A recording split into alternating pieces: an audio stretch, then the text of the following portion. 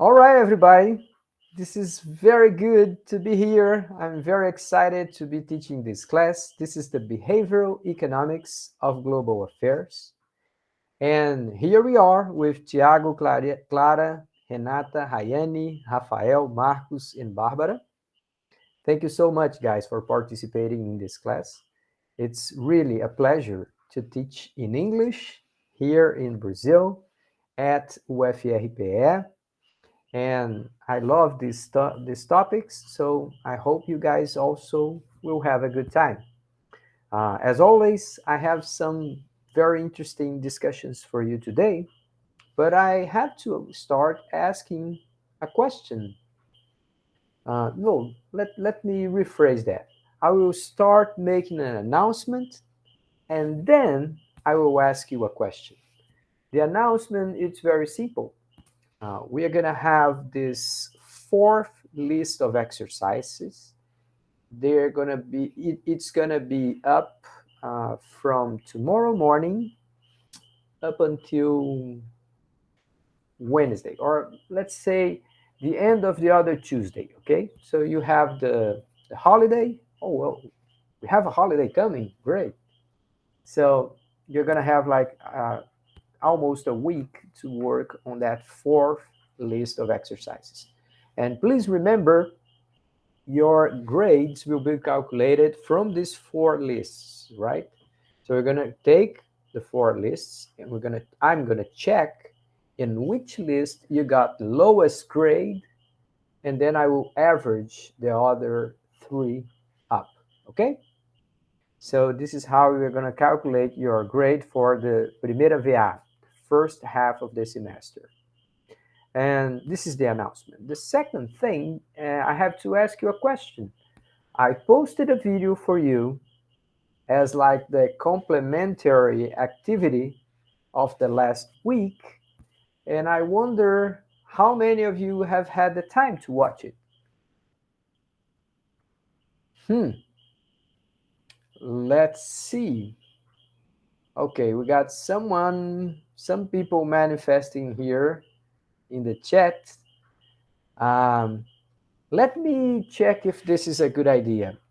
What do you say if I decided to present that video pretty quickly right now? I mean, it's like a 10, 15-minute video, and I can share here in my screen, on my screen, and we can all watch that together. What do you say about that? Please raise your hand if you think that this is a good idea. All right, I got Clara, Marcos, Deborah, Rafael, Rayane. Okay, we have majority. So let's do that. I'm gonna share with you here. And this is, let me just say a few words about this before I start playing the video. All right, guys, so this is a fella who is like extraordinary person. He's a very talented guy, very successful business person too. He became famous worldwide. He participated in some documentaries about sustainability, and he was involved in kind of a controversy, right? In this kind of discussion on what is fair and what is not fair when we are talking about sustainable or unsustainable business. And unfortunately, this guy has passed. He's not among us anymore, but he left a very strong and important message. So I wanted you guys to hear from himself, okay? So this is a good video. I love this video. I have played it so many times to so many different classes. And I'm using here the subtitles in Portuguese just to make it easier for you. But if you decide to test yourself, you can try and not look at the subtitles, okay? So let me check here. Can you hear the sound? Yes. Let me just pause for a moment. You guys can hear the sound fine, okay? Yes? Yes. All right. Thank you. So here we go.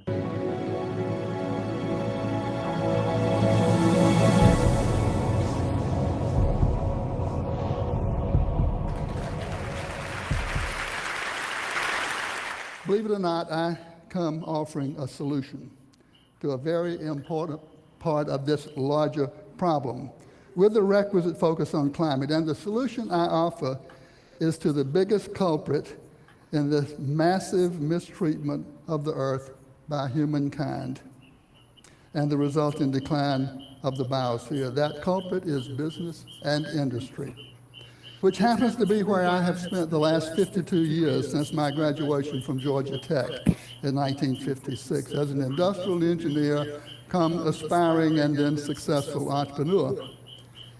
After founding my company Interface from scratch in 1973, 36 years ago, to produce carpet tiles in America for the business and institution markets, and shepherding it through startup and survival to prosperity and global dominance in its field, I read Paul Hawkins' book, The Ecology of Commerce, the summer of 1994. In his book, Paul charges business and industry as one, the major culprit in causing the decline of the biosphere, and two, the only institution that is large enough and pervasive enough and powerful enough to really lead humankind out of this mess. And by the way, he convicted me as a plunderer of the earth. And I then challenged the people of Interface, my company, to lead our company and the entire industrial world to sustainability, which we defined as eventually operating a petroleum-intensive company in such a way as to take from the earth only what can be renewed by the earth naturally and rapidly, not another fresh drop of oil, and to do no harm to the biosphere. Take nothing, do no harm. I simply said, if Hawking is right and business and industry must lead, who will lead business and industry? Unless somebody leads, nobody will. It's axiomatic. Why not us? And thanks to the people of Interface, I have become a recovering plunderer.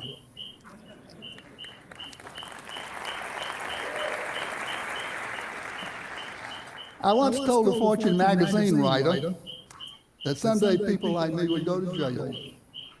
And that became the headline of a Fortune article that went on to describe me as America's greenest CEO. From plunderer to recovering plunderer to America's greenest CEO in 5 years, that frankly was a pretty sad commentary on American CEOs in 1999. Asked later in the Canadian documentary, The Corporation, what I meant by the go to jail remark, I offered that theft is a crime, and theft of our children's future would someday be a crime.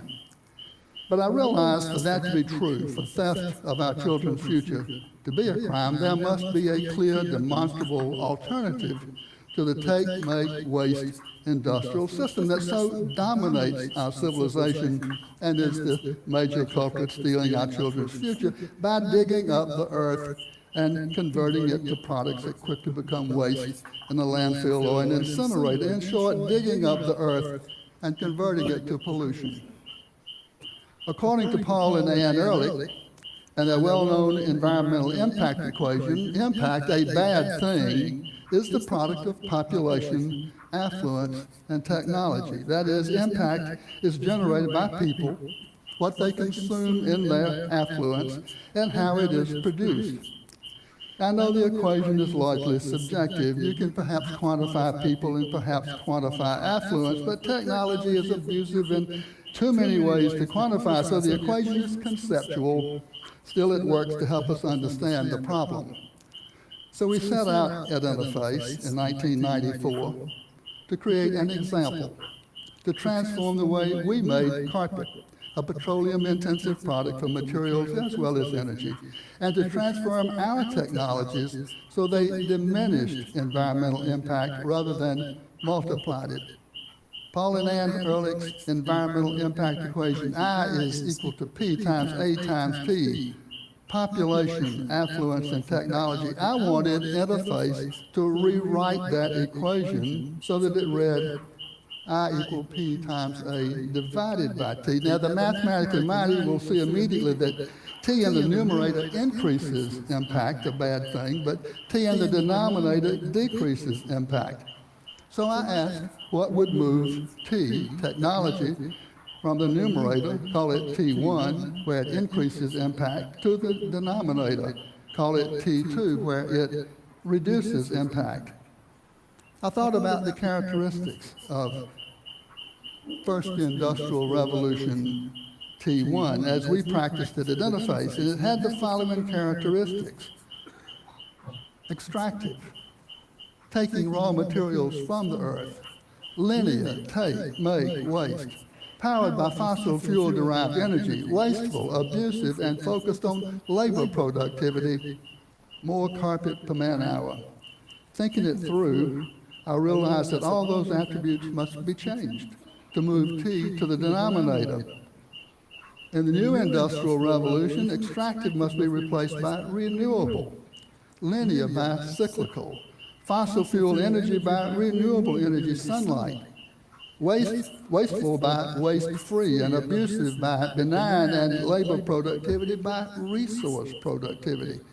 And I reasoned that if we could make those transformative changes and get rid of T1 altogether, we could reduce our impact to zero, including our impact on the climate. And that became the Interface Plan in 1995 and has been the plan ever since. We have measured our progress very rigorously. So I can tell you how far we have come in the ensuing 12 years. Net greenhouse gas emissions down 82% in absolute tonnage.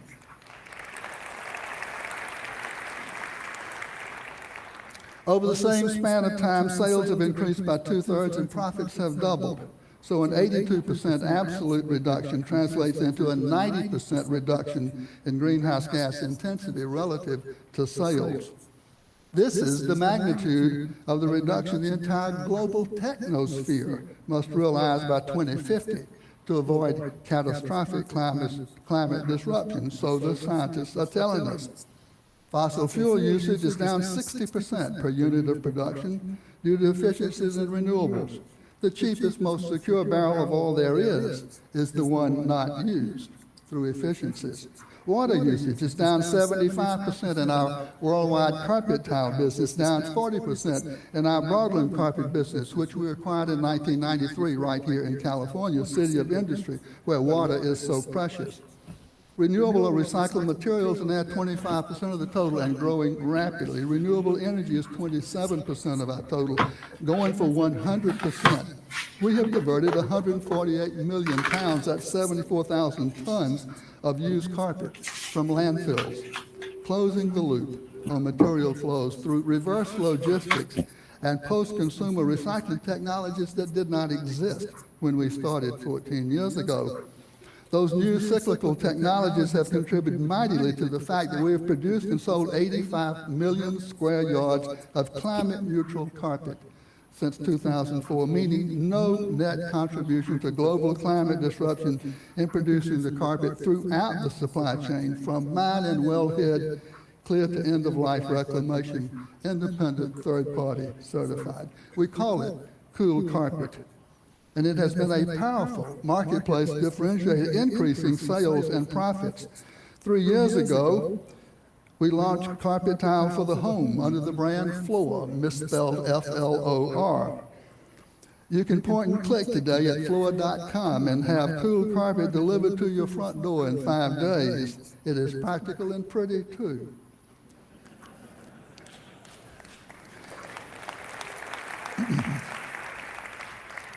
We reckon that we are a bit over halfway to our goal, zero impact, zero footprint. We've set 2020 as our target year for zero, for reaching the top, the summit of Mount Sustainability. We call this Mission Zero. And this is perhaps the most important factor. We have found Mission Zero to be incredibly good for business, a better business model, a better way to bigger profits. Here's the business case for sustainability from real-life experience. Costs are down, not up, reflecting some $400 million of avoided cost in pursuit of zero waste, the first phase of Mount Sustainability. This has paid all the cost for the transformation of interface. And it dispels a myth, too, this false choice between the environment and the economy. Our products are the best they've ever been, inspired by design for sustainability and unexpected wellspring of innovation. Our people are galvanized around this shared higher purpose. You cannot beat it for attracting the best people and bringing them together. And the goodwill of the marketplace is astonishing. No amount of advertising, no clever marketing campaign at any price could have produced or created as much goodwill. Costs, products, people, marketplace. What else is there? It is a better business model. And here's our 14-year record of sales and profits. There's a dip there from 2001 to 2003, a dip when our sales over a 3-year period were down 17%, but the marketplace was down 36%. We literally gained market share, and we might not have survived that recession but for the advantages of sustainability. Now, if every business were pursuing an interface plan, would that solve all our problems? I don't think so. I remain troubled by the revised early equation, I equal P times A divided by T2. That A is a capital A, suggesting that affluence is an end in itself. But what if we reframed Ehrlich further? And what if we made A lowercase a, suggesting that it's a means to an end, and that end is happiness. More happiness with less stuff. You know, that would reframe civilization itself.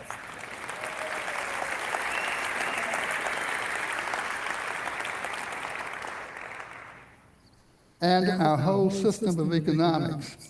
If not for our species, then perhaps for the one that succeeds us, the sustainable species, living on a finite Earth, ethically, happily, and ecologically in balance with nature and all her natural systems for 1,000 generations or 10,000 generations, that is to say, into the indefinite future.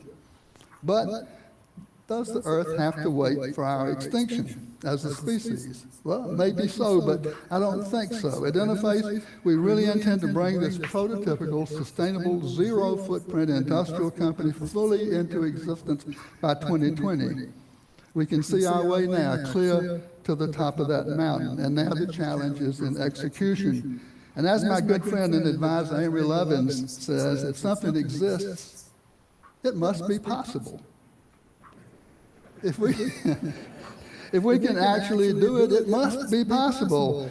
If we, a petro-intensive company, can do it, anybody can. And if anybody can, it follows that everybody can. Hawking fulfilled business and industry, leading humankind away from the abyss.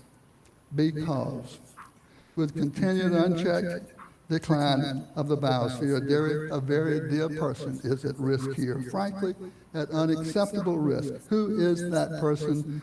Not you, not I, but let me introduce you to the one who is most at risk here. And I myself met this person in the early days of this mountain climb on a Tuesday morning in March of 1996. I was talking to our people, as I did at every opportunity back then, bringing them along, and often not knowing whether I was connecting. But about 5 days later, back in Atlanta, I received an email from Glenn Thomas, one of my people in the California meeting. He was sending me an original poem that he had composed after our Tuesday morning together. And when I read it, it was one of the most uplifting moments of my life, because it told me, by God, one person got it. Here's what Glenn wrote, and here's that person most at risk. Please meet tomorrow's child. Without a name and unseen face, and knowing not your time or place. Tomorrow's child, though yet unborn, I met you first last Tuesday morning. A wise friend introduced us to, and through his sobering point of view, I saw a day that you would see, a day for you, but not for me. Knowing you has changed my thinking, for I never had an inkling that perhaps the things I do might someday somehow threaten you. Tomorrow's child, my daughter, son, I'm afraid I've just begun to think of you and of your good, though always having known I should. Begin I will, to weigh the cost of what I squander, what is lost, if ever I forget that you will someday come and live here too. Well, every day of my life since tomorrow's child has spoken to me with one simple but profound message which I presume to share with you. We are each and every one a part of the web of life. The continuum of humanity, sure, but in a larger sense, the web of life itself, and we have a choice to make during our brief visit to this beautiful blue and green living planet, to hurt it or to help it. For you, it's your call. Thank you.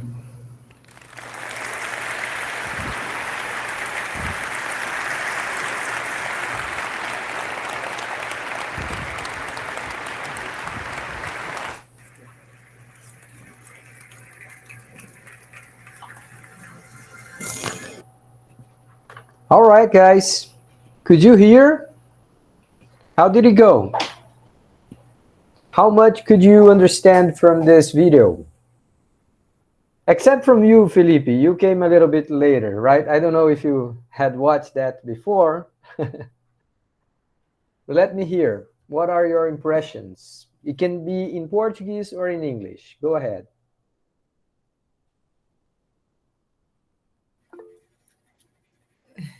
Eu acho que a impressão, assim, que eu tive, eu não entendi tipo, exatamente tudo, algumas coisas, mas ele basicamente provou a fórmula da sustentabilidade, de você conseguir fazer as coisas, tipo, gerando o mínimo de impacto possível, e ele provou que todas aquelas, de forma matemática, né, que todas aqueles mitos sobre sustentabilidade eram de fato mitos, não eram verdade. Por exemplo, você não vai gastar mais para ser sustentável, você não vai diminuir necessariamente seu lucro buscando sustentabilidade.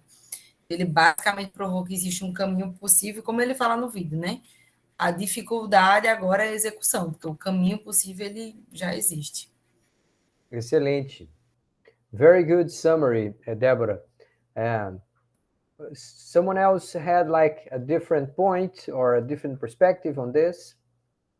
Alguém tem mais algum ponto, algum destaque a fazer sobre alguma coisa? Yeah, Clara. People can make lots and lots of money. But remember, this guy mentioned that he and his company, they had reached global dominance on that share of the market, you know?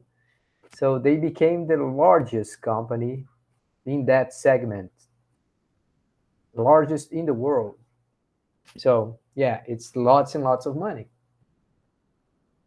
Let me ask you one thing here. Did you notice how this guy is dressed? I mean, his shirt, his blazer, and it's okay. I mean, it's by the video is from 2009, so it's like 13 years ago already. But have you noticed that he's using kind of a 70s shirt? Yes, I thought that should be tailored. Yes, that was not accidental. One thing I think you guys know that I've lived in the U.S. for 7 years as I was studying abroad, and one thing I learned is that American people, they almost all the time they plan everything, so things are not accidental. He's trying to convey a message using that kind of shirt. He's probably telling you, you know what? It may look stupid if I show up here using a shirt from the 70s, but if you stop and think, it may look even more stupid to drop that, to waste that, just because it's a different fashion, it's a different color. And now we are in 2022.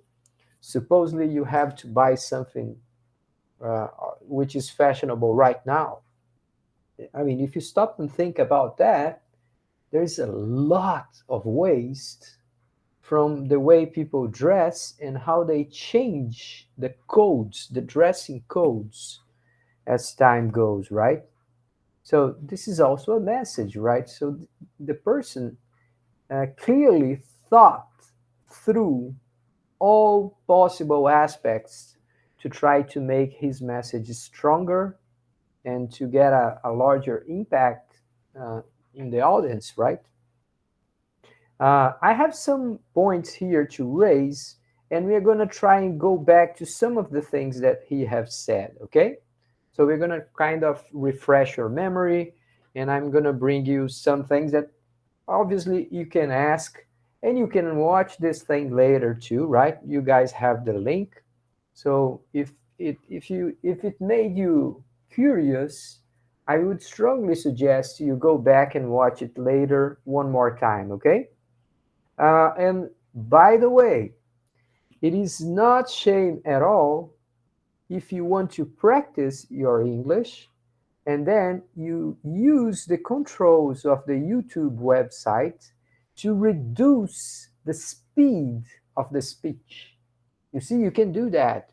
You can watch a video faster or slower than it was originally recorded.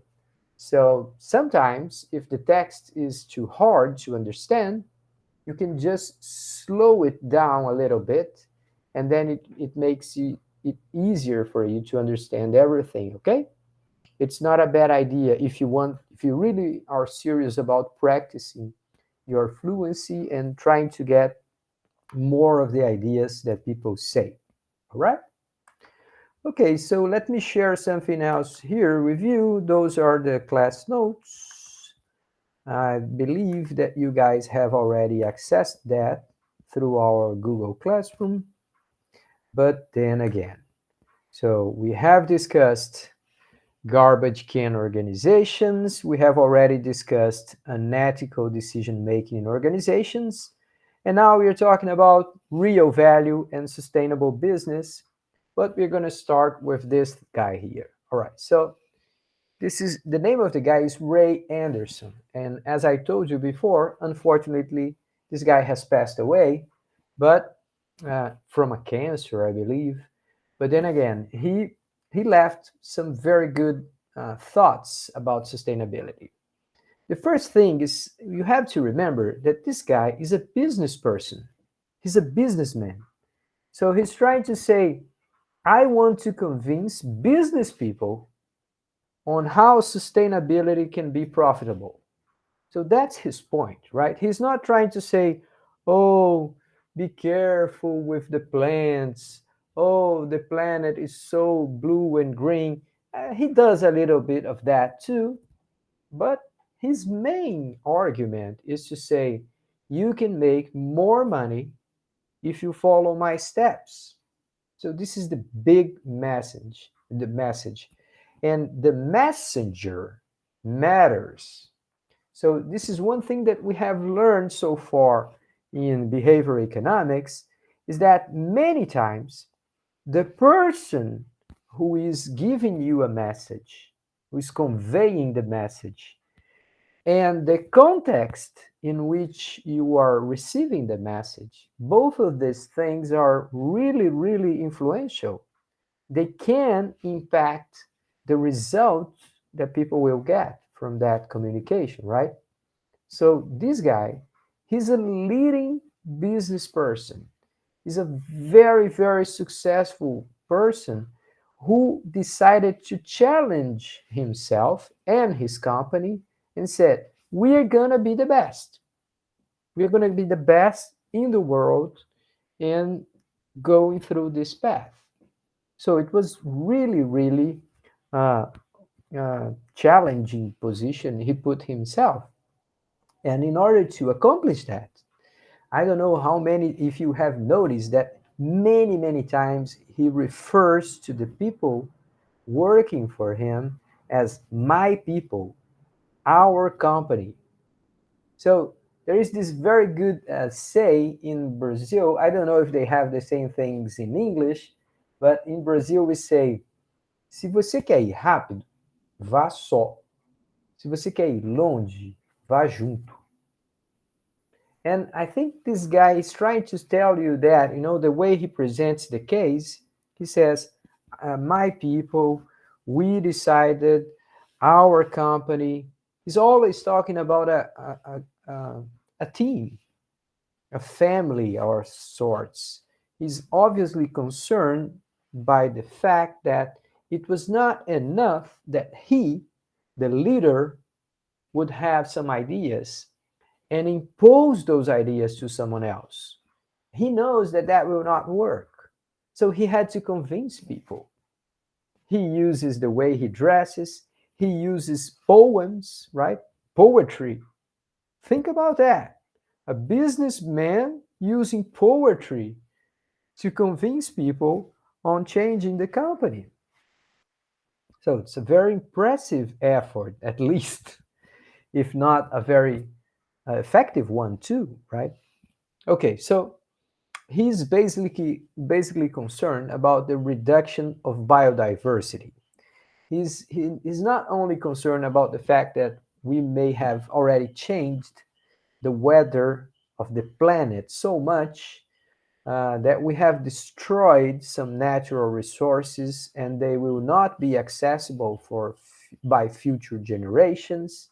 So obviously he is worried about that too. But the book that he presents to you, The Ecology of Commerce, well, that is a kind of a manifest about how dangerous and how unwise it is to go through this path with the reduction of biodiversity.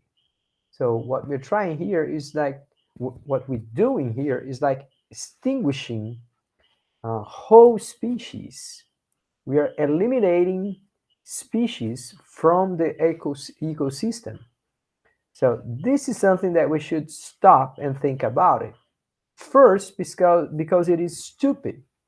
If you stop and realize that each and every species, well, they are solutions found by nature somehow, right? We know natural evolution. You know that species are always changing, trying to adapt to new places, to new conditions. And when a species is living, it means it was successful. It was the best of the alternatives.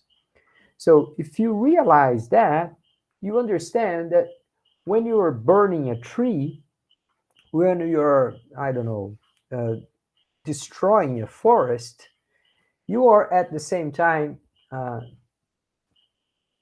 setting books on fire, right? You are destroying books, knowledge. It is not a knowledge that many times we have already accessed.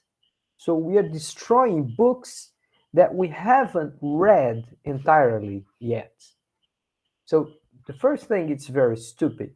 The second thing, it's very dangerous because once you destroy certain species, you change the balance of forces between a very large number of species, and you may end up having all kind of disturbances. You get out of this equilibrium, and things will get really ugly if you have more pandemics, if you have more fires, if you have more disasters like those. Okay. Now, I want to emphasize one more thing.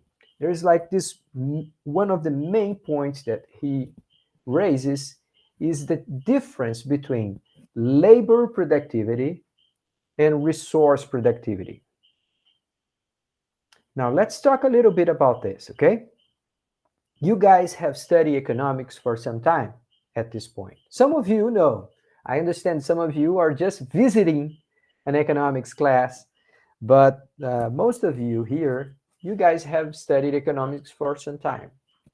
And you guys know that in the history of economics as a science, we have lots and lots of discussion on how labor and people have been exploited in more violent ways in the past, but still lots and lots of people all over the world are explored, are somehow, I'm sorry, are exploited. They are submitted to very unfair working conditions. and they get an absurdly small amount of money for their work, and they live out of, I don't know, a condition of misery. So we understand how dangerous it is to set the basis of profitability on labor productivity. We have to be careful about that, right? We still have some people living under very unfair conditions, uh, which are basically created by companies. Now, he's trying to say we don't need labor productivity. We don't need to smash and destroy people's lives. We can do that with resources.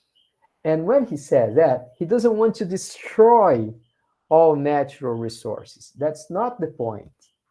The point is we have to use things up as much as possible. So let me give you an example, and that can help.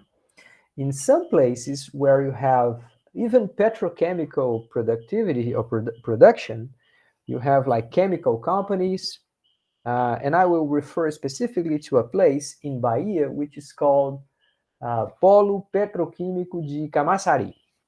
So you have like all these companies, all of those are based on oil, and they have some different processes there in order to produce goods based on petroleum, right?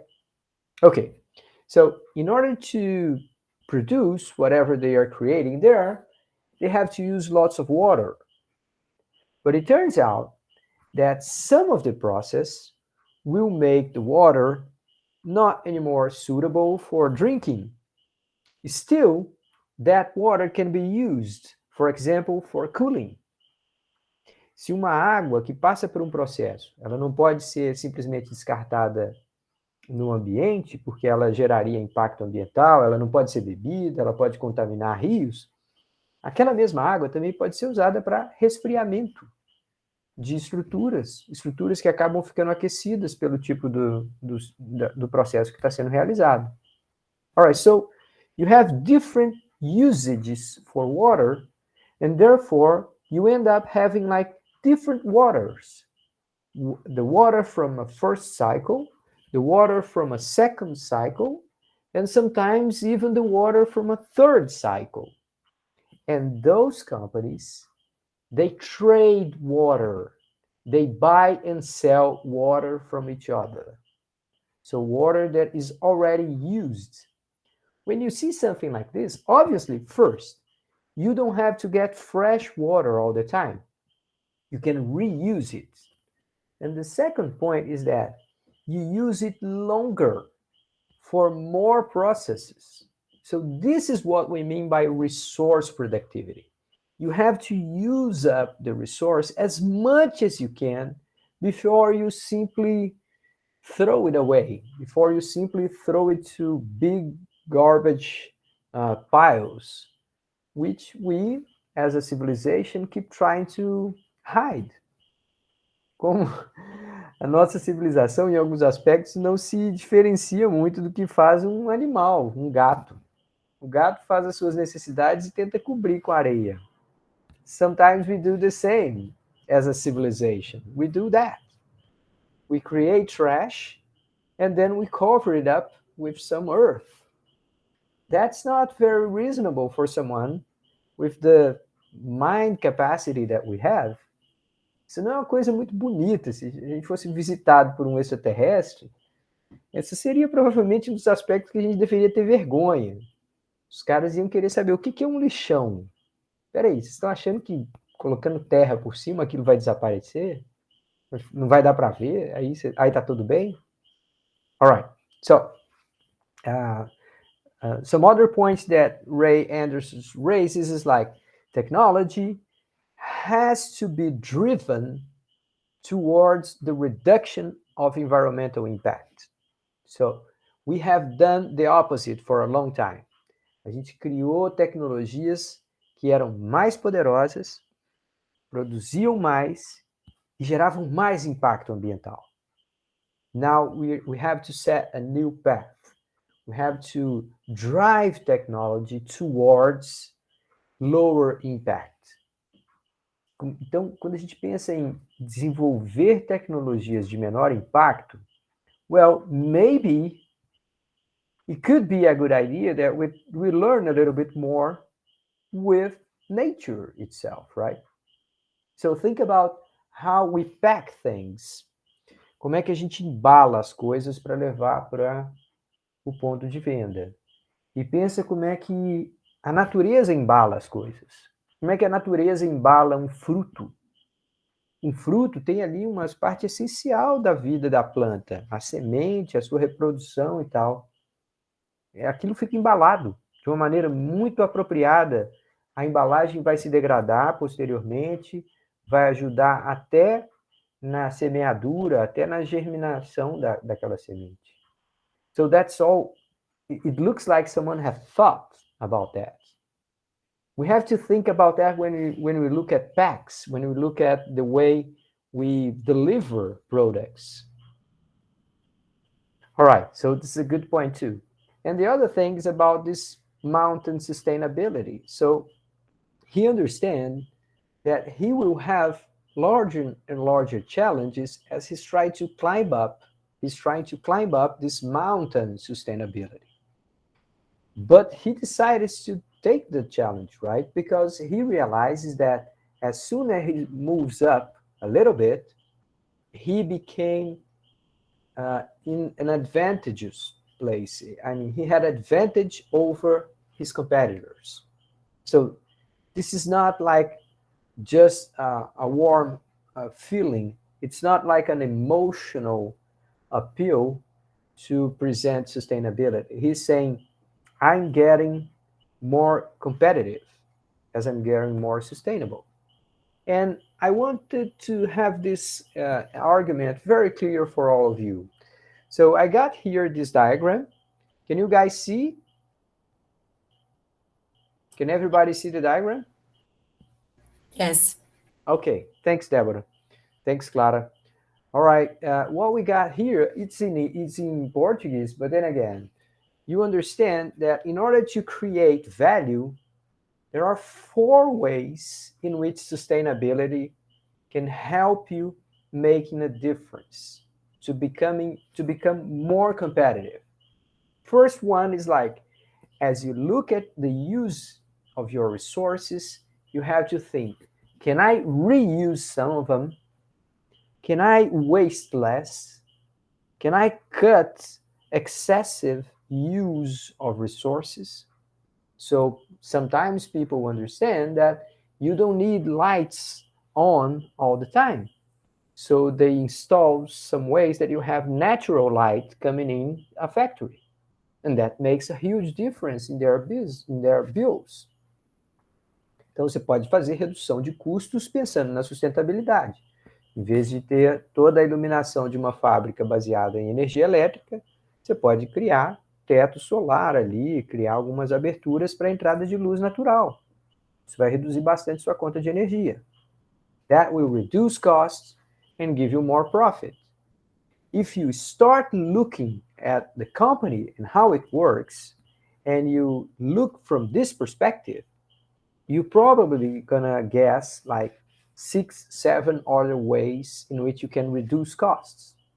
All right, so sustainability is a driver for cost reduction. We economists, we know about that. That's what we are focused most of the times, right? So this is real money, reducing costs, okay? The second one here on my right-hand side is the access to financials, to funding. It turns out that today, if you have to look for finance to somehow funding investment funds, it is much easier to get money from a bank at a lower interest rate if you present them a sustainable project. So sustainable projects, sustainable business, they do borrow money at lower interest rates, period. This is true here in Brazil. This is true here in the northeast of Brazil. This is true in China. This is true in the United States and in Europe. Any place in the world. If your project, your company is sustainable, you're going to get money at lower interest rates. So, again, this makes a huge difference on which projects will get invested, will get executed, right? The third element here, the downward part here, is how you manage risks. And the way the words are expressed here in Portuguese, it is not so clear. Gerenciamento de riscos operacionais, redução de impactos, oportunidades de negócio. It sounds too abstract. So I'm going to give you immediately an idea about risks, okay? Every single day, regulation changes. And as time passes, more and more regulating agencies, regulators, they are more and more aware of environmental impacts. So it's just a matter of time till the rules will get stricter. And if you don't follow the rules, you're going to be subject to fines. And if you are suited for some kind of environmental impact, that can make a huge difference on which business will survive and which won't. Okay? So we are talking about survival as regulation changes, okay? And that's a huge risk. And the last one, on the left-hand side here, we have differentiation. Okay, this is something very appealing to economists too, but it turns out that all those companies, they understand that, and many companies try to get ahead of the curve and get publicity from declaring all their good intentions and how they like the nature and environmental friendly processes and things like that. But it turns out that sometimes they're just lying. And there is an expression for that. It's called greenwashing. Let me write it down here for you at the chat. Please raise your hand if you have heard that expression. Greenwashing. Okay, so greenwashing, if you were to translate like automatically, would be lavagem verde. But the best translation would be maquiagem verde. So you pretend that your product and your processes, they are actually green, but they are not, or they are just partially careful and respectful with the environmental impacts, okay? So this is also risky. If you are caught lying about this, well, your reputation will be very, very much damaged, ok?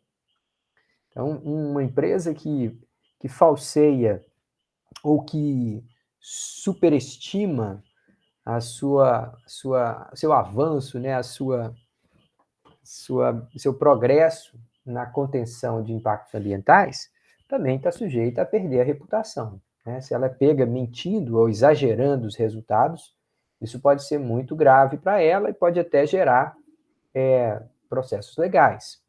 A couple of weeks ago, I listened to a podcast about greenwashing in financial investments. So you have like huge companies, like for example, I don't know, BlackRock, one of these huge financial companies advising and managing money from very wealthy people. So these guys were beginning to be sued, to be taken to court in Europe because they were kind of overstating the true environmental impacts of some investments.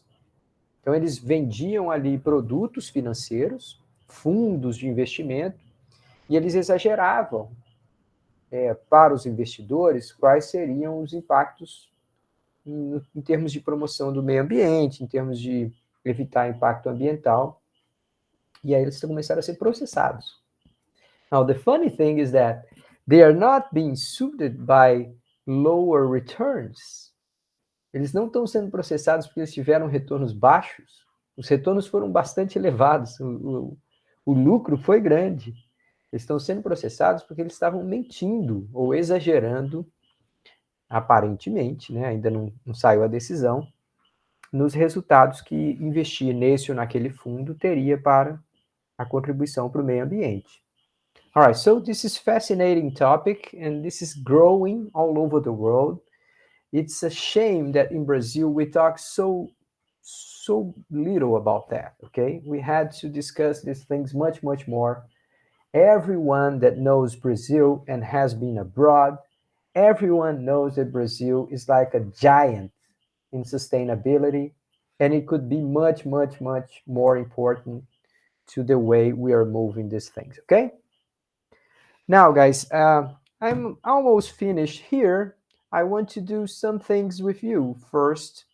So the first thing I'm going to tell you about this next activity, I will suggest you watch this documentary. So I'm going to post this link here. You can see the link up here. I'm going to post this link to our WhatsApp group. And I'm also posting this link as this non-graded assignment in our Google Classroom website, ok? Então, só para deixar bem claro, esse é um documentário que eu vou recomendar para vocês para esse final da semana aí, para os próximos dias da semana. E aí, esse documentário, ele é um pouquinho mais longo, tem cerca de 1 hora e 10, mais ou menos. But it's a fascinating one. It gives you different perspectives, and they are talking about what is value, okay? So this documentary has the participation of someone that is very important in behavior economics, which is this guy, Dan Ariely, or Dan Ariely. So he's the guy who actually wrote some of the most important books in behavior economics. And it's a very good documentary too. It's mostly about sustainability and how companies decide to make the change, to take a new path, okay? So this is gonna be coming soon. But before we finish now, I want to ask you guys about what do you know what do you know about sustainability? You guys know a lot already, but I want you guys to think for a while and give me some ideas here. What is that? What is the association with that? How is that related to behavior economics? Can we use some of the things that we have learned so far in order to discuss what's going on here? Can we apply what we have learned from prospect theory or organizational behavior, unethical decision making? Can we talk about, can we relate what we have studied so far with the challenges of sustainability? What do you say? Não sei se vocês entenderam a pergunta, pessoal, mas eu quero ouvir um pouquinho de vocês. A gente estudou vários aspectos da economia comportamental até aqui. A gente estudou os vieses cognitivos, a gente estudou o empurrãozinho, nudge, ou sludge, né, aquele embarreiramento. A gente falou sobre teoria do prospecto, né, como que as pessoas fazem decisão quando está relacionada com ganhos, diferentes de quando está relacionada com perdas. O fato de que as pessoas tendem a superestimar probabilidades pequenas e subestimar probabilidades grandes e tal. A gente falou sobre o comportamento dentro das organizações. Algumas vezes a organização parece não se comportar de forma racional. E a gente falou de decisão antiética, né? O que muitas vezes leva boas pessoas a participarem ou até tomarem decisões que são eticamente questionáveis. A gente falou sobre contextos fortes, strong contexts. a gente falou de ethical blindness, cegueira ética. All right, so here it is my question. With all the things that we have learned so far, can we see the connection between the challenges of sustainability and those tools, those ideas? A gente consegue ver conexão entre as coisas que a gente estudou até agora, os desafios da sustentabilidade? Yes, please, Clara. Go ahead. Eu vou falar uma coisa que tem mais a ver com nudge, não, com sludge, eu acho. Que é quando tem muitas marcas que se dizem sustentáveis, justamente para atrair aquele público-alvo das pessoas que querem comprar algo sem ter o peso na consciência que está fazendo mal ao meio ambiente. Então, justamente as propagandas são esse produto por exemplo, livre de algo, reciclável, mas na verdade, no fundo do processo, não está fazendo nada para o meio ambiente, só está justamente ofertando isso para aquele público-alvo que vai comprar por causa que é sustentável, entre aspas. Foi assim que eu conheci greenwashing, o termo, né? Que foi justamente isso. Eu acho que foi uma influenciadora que eu sigo e ela começou a explicar. Então, justamente, eu vejo muito isso. Muita gente compra, às vezes, um produto mais caro, que, na verdade, não está fazendo nada para o meio ambiente, mas a propaganda é aquilo. Então, você, na verdade, o consumidor ainda é enganado, e para não ser enganado, tem que ficar lendo rótulo para ver se tem os ícones que é realmente assim oficiais para testar que aquele produto é sustentável. Excelente, muito bom, claro. E às vezes eles colocam símbolo parecido com o símbolo de uma agência credenciadora, só para tentar enganar você mesmo. E eu concordo com você, isso é um tipo de sludge, porque isso está te impedindo de fazer a coisa certa, uma coisa que você quer fazer. Né? O sludge é quando a gente, de uma maneira, tenta impedir você de fazer aquilo que você quer fazer. E tenta fazê-lo de forma sutil, de forma, às vezes, até, assim, eticamente questionável. Você está perfeita, é um caso de sludge. É um sludge pessoal e é um sludge também do mercado, porque você impede que as empresas realmente sustentáveis tenham maior sucesso. Você está roubando o mercado de quem de fato está fazendo o investimento e tentando fazer a transformação sustentável. Excelente ponto. Tem um ponto que eu quero colocar, enquanto vocês vão pensando mais, é que de viés cognitivo, tá, gente? Tem uma coisa chamada price salience, a saliência do preço. We have a whole lot of trouble when we try to convince ourselves to buy things that are a little bit more expensive. Se a gente tem um produto que é sustentável, mas é um pouquinho mais caro, é muito difícil da gente aceitar. A maioria de nós não consegue fugir do apelo do preço mais baixo. E aí, esse é um dos grandes desafios. A gente tem essa tendência generalizada, é humano.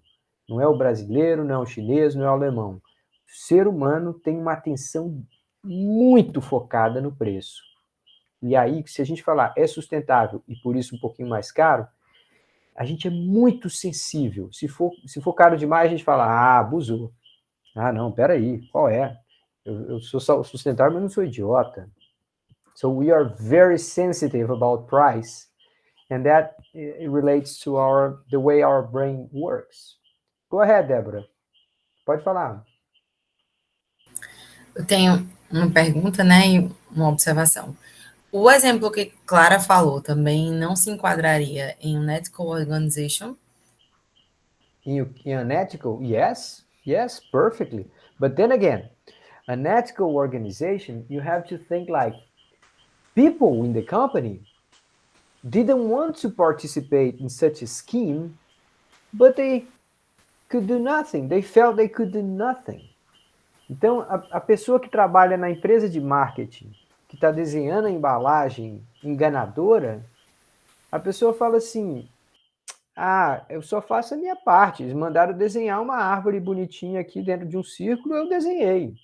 Eu não tenho nada com isso.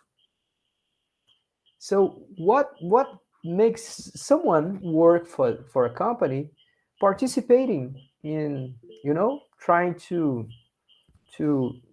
to embellish something, or I don't know, to change the appearance of something and to elude, to take people, make people mistaken.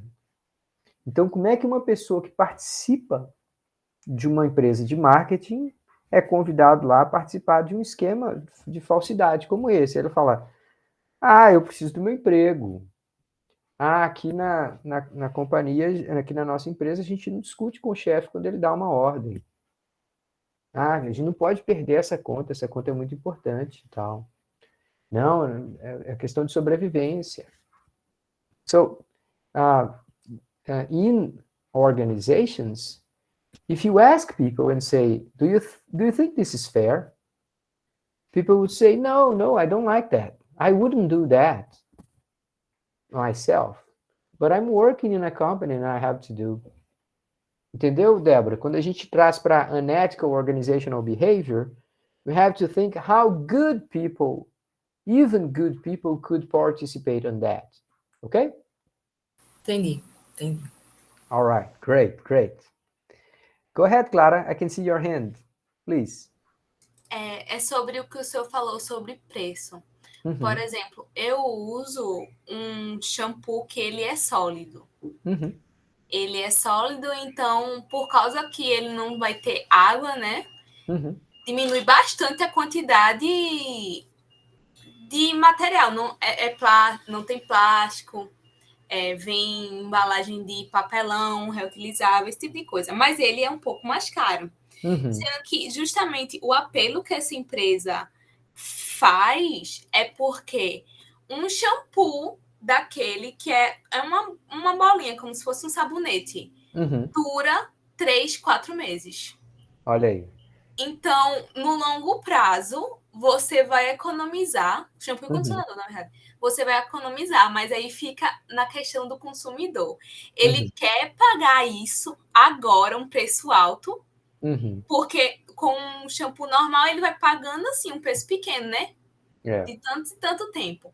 Mas ele não consegue entender e assim assimilar que vai ter um ganho no final. E se assimila, acha que o preço de pagar uma coisa alto agora não vale a pena, sabe? Tipo, posso estar comprando outras coisas em vez de comprar esse shampoo e condicionador. Perfeito. It's a perfect example. Yes, it happens all the time. And people have a hard time changing their habits, right? They feel like, no, I have to do the same thing always. This is my brand. This is the kind of shampoo I like. This is the kind of beverage that I like. We want to stick with our habits, right? So you can see this from a cognitive bias too. We have this status quo bias. We don't want things changing all the time. Então a gente tem dificuldade em se adaptar a coisas que sejam sustentáveis, porque de repente parece que estão mudando tudo, que estão mudando a manteiga que a gente gosta, estão mudando a bebida que a gente gosta, estão mudando o shampoo que a gente gosta. Então a gente se sente um pouco incomodado com tanta mudança. So we could see that from a cognitive bias too, cognitive bias perspective. Sim, Débora, go ahead. Eu vejo isso por uma perspectiva um pouquinho diferente. Uhum. Clara falou da Bob aí no chat, mas não só a Bob, hoje em dia quase toda marca de shampoo tem uma versão em barra. Tem muita. E assim, não só versão em barra, mas versão vegana, tem muita no mercado. E antigamente isso não existia. Hoje em dia, a gente tem etiqueta de roupa sustentável na C&A, que é uma loja de departamento, assim, de grande escala. e não é mais uma coisa necessariamente de uma farm ou de uma Oster da vida. Então, assim, eu vejo da seguinte forma: o poder da demanda está no consumidor. Então, a gente tem o poder de demandar. A gente sabe em economia que existe a pressão por preços baixos. As pessoas sempre vão preferir preços mais baixos. Mas, ao mesmo tempo, a gente tem a questão do consumo por valor. Então, a gente tem a parte do preço e a gente tem a parte do valor. Se a gente conseguir entender, por exemplo, as pessoas não compram iPhone porque é mais barato. Ninguém compra iPhone porque é mais barato. Então, qual é o valor que está entregando? Quando a gente estuda em marketing, aquela campanha famosa dos anos 70 da Apple, o que Steve Jobs vendeu com aquilo ali? Ele vendeu valor. Ele vendeu que você ter um Apple não é pelo preço, mas é porque para você ser diferente, você seria diferente com o Apple, você agrega valor. Então, assim, eu acho que também é um pouquinho um discurso. Se você for, talvez se você for por esse discurso de salvar o meio ambiente, eu posso até estar parecendo um pouco demagoga, mas vendo da ótica de marketing mesmo, talvez não dê muito certo. Mas se você for pela ótica de que aquilo ali vai gerar algum tipo de valor diferenciado para você, de que você vai ser uma pessoa melhor, vai ter alguma coisa que vai agregar para você naquilo ali, então isso pode dar muito certo. Então, eu acho que hoje em dia já está muito melhor essa questão de produtos sustentáveis disponíveis. No Brasil, muito menos do que em alguns países, mas que ainda se tem muito para avançar. E a outra coisa que eu acho também é os próprios órgãos reguladores. Assim, muita coisa é ocultada e por causa da própria corrupção no meio. Por exemplo, a Vale do Rio Doce, o que fez em Brumadinho, assim, né? A multa não foi. A gente não sabe se a multa foi paga, é uma questão que se esquece ao longo do tempo e foi uma questão seríssima. Então, acho que a gente também tem esse outro lado do problema, que é a corrupção dos órgãos reguladores. Porque, por exemplo, você falsificar um selo de orgânico, porque existe um selo original, existe uma, uma empresa que faz isso, e ela garante que aquilo ali é orgânico de fato, que é um selo do Sapinho, não sei se vocês já viram. Você falsificar aquele selo é crime. Mas quem vai regular? Então, tem isso. As agências reguladoras têm papel muito importante para que esse mercado realmente tenha vez. Porque se eu tenho uma agência reguladora que não deixa os falsos aparecerem, que é boa, os de verdade vão estar muito disponíveis. E aí eu vou até acabar um pouco com esse desvio cognitivo. Então, eu vejo Excelente. dessa forma. Muito bom. Enquanto você estava falando aqui, o Thiago ainda digitou aqui, a Apple suspendeu a entrega de carregadores junto com o pacote do celular, argumentando que aquilo era para proteger o meio ambiente, diminuir o consumo de energia. E a gente continuou comprando. O problema não é ela fazer isso, o problema é que a gente continua comprando. Mas é inacreditável, né? Como que as pessoas às vezes são completamente cara de pau, né? De tentar passar uma situação. Let me make two comments here before we finish, guys. First one is like you are gonna love this documentary, okay? I can see that many of you have participated in this discussion here. So the documentary I'm suggesting to you, the name of the film is Real Value. Valor real. O que é realmente valor para a pessoa? So it fits exactly with what we are discussing here. And the second point I want to make is about this other documentary, which is not exactly a subject of our class here, but I wanted to guys know that it is such a thing. There is this documentary called The High Cost of Low Price. O custo alto do preço baixo. So it is a film which was produced to criticize Walmart. É um filme que foi desenvolvido para criticar o modelo do Walmart, que é uma das maiores lojas de departamentos do planeta, uma empresa extremamente bem sucedida, extremamente sofisticada na gestão de estoques e tudo mais. But what was the point there? Once you had Walmart being started a new store in a city, you had many small business going out of going bankrupt.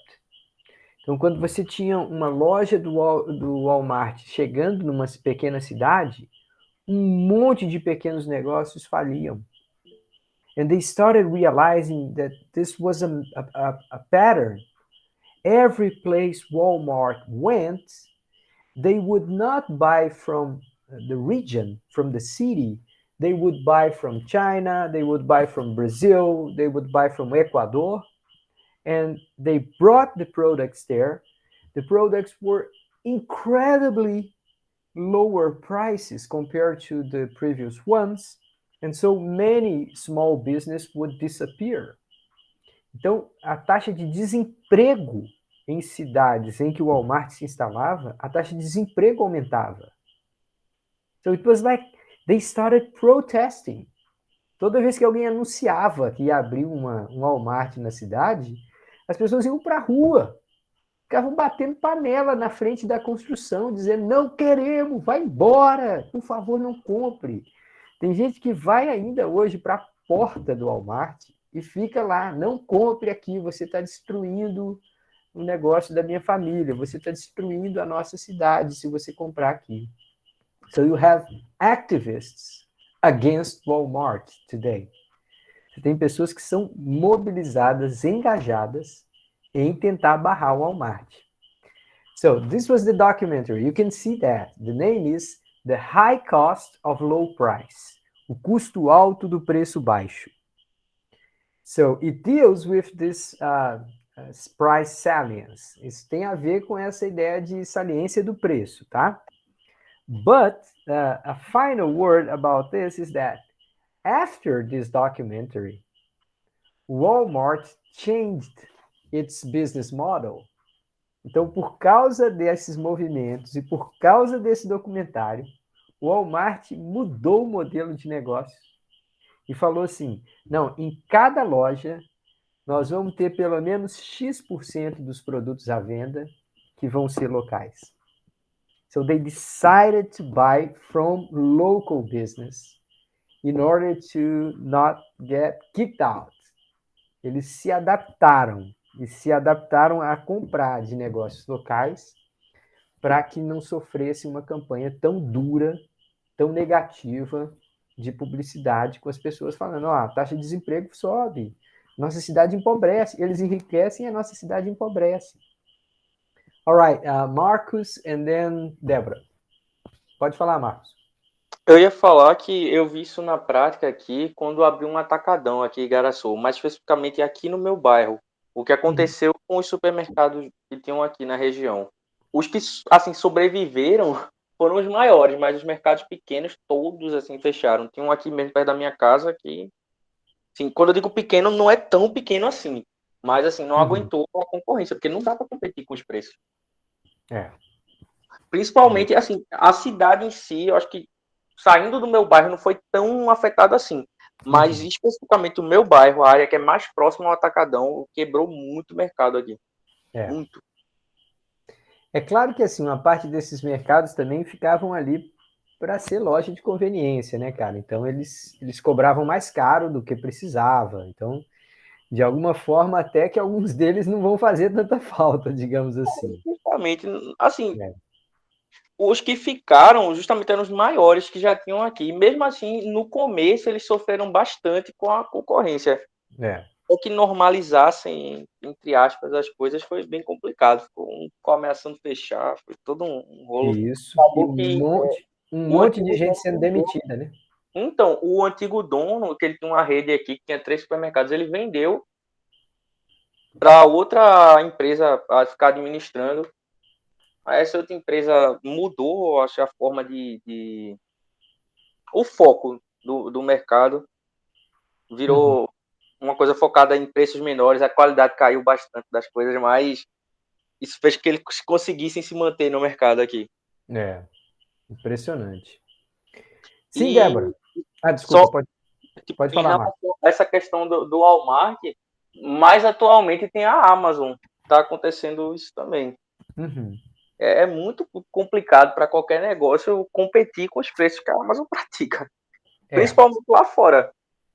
Pois é, aí a questão é que a nossa reação pode gerar nessas organizações uma adaptação. Pode falar assim, não, eu vou de alguma forma estimular comércio local. Não, eu vou dar vantagem para negociar comércio local. Alguma forma elas podem fazer para ajudar, porque o problema, se o problema não for delas, elas não estão nem aí. Então, quando a gente reage, a gente faz com que o problema seja dessas organizações também. Pode falar, Débora. Com essa questão do Walmart, da Amazon, né, que a Amazon acabou com muita livraria, a gente entra muito na questão do protecionismo também, até onde ele deve entrar, até onde ele não deve entrar. Uhum. E é outra discussão antiga em economia, né? Na Europa, eles fazem uma coisa que eu acho muito interessante e que não resolve necessariamente o problema, mas eu creio que diminui essa quantidade de externalidades, né, que acontece. Se os produtos do próprio país ele tem uma carga de impostos menor. Uhum. Então, eles, logicamente, vão ser mais baratos. E aí, os produtos que são da União Europeia têm uma carga de imposto maior, mas menor do que os países que não fazem parte da União Europeia. E ela faz isso com várias coisas. Então, o que é que ela oferece? O produto local daquela região, ele é o produto mais barato do mercado. Então, ela garante isso. Inclusive, ela até zera o imposto de certos produtos, para incentivar que as pessoas comprem mais do produto do próprio país, do produto local, para você não ter esse impacto tão grande, né? Como o Brasil é praticamente um continente, né? Porque o Brasil é muito grande, a gente pode pensar nisso, em trabalhar cada região como pequenas regiões, cada estado como pequenas regiões, e falar sobre isso. Do mesmo jeito, quando a gente deixa de impor impostos para exportação de alimentos, a gente está incentivando essa exportação. Do mesmo tempo, se eu começo a trabalhar incentivando o comércio local, eu consigo diminuir um pouquinho esses impactos, né? Mas aí vai para toda a discussão do próprio protecionismo. Perfeito. Perfeito. Eu acho que na Europa ainda tem a parte da educação, que as pessoas são muito educadas, né, para ter essa sensibilidade com o local, com a cidade, com a região, e aí isso faz diferença também. Go ahead, Renata. É uma coisa que eu ia mencionar quando a gente estava discutindo sobre sustentabilidade, assim, que eu vejo que tem muitas ações quando você, assim, tem a oportunidade de viajar e tal, que me parece tão óbvia e tão simples e a gente não faz aqui. Tipo assim, você ir no supermercado e você. Eu lembro criança que eu ia no supermercado e às vezes a gente pegava mais sacola do que o necessário das compras, porque já pensava em depositar o lixo quando chegasse em casa. Hoje eu percebo que, pelo menos na minha família, a gente faz quase nada isso, assim, a gente pega exatamente o essencial. Só que quando eu viajo, assim, que vejo que você tem que pagar, mesmo que sejam centavos, aí eu acho que vem o nudge, talvez, um pouco, né? Você paga ali um centavo, é pouco, mas sendo que ninguém quer pagar por uma sacola, então você já vai para o mercado com a sua própria sacola, sabe? Aí, assim, tem essas comparações, assim, que eu acho que no Brasil a gente tem muito a evoluir com iniciativas simples, e aí eu fico me perguntando, quem deve começar com essa virada de chave, sabe? Porque são ações muito, muito simples. Lamentável que a gente ainda não faça. As duas que me deixam mais revoltados, Renata, são a sacolinha plástica, que eu acho ridículo que a gente ainda use, e a outra é inspeção veicular, que em todo lugar sério do mundo, o seu carro tem que passar por inspeção de emissão, uma vez por ano, uma vez a cada 2 anos e tal. Aqui no Brasil, não. A gente pode ter o caminhão de 45 anos de idade mandando aquela fumaça preta na cara de todo mundo e normal. Todo mundo acha que isso é normal. São os dois que me revoltam mais. Muito bem, pessoal. Mais algum comentário? Any more comments? Tiago is participating here. Se houvesse inspeção veicular mesmo, acredito somente uns 30% da frota. Yeah, that's true. Eu acho que ia parar metade, pelo menos metade da frota não rodava, viu? All right, guys. Thank you so much for participating in this. I'm gonna press the button here to stop recording, and I'm gonna be around for a few more minutes if you want to talk a little bit more, okay?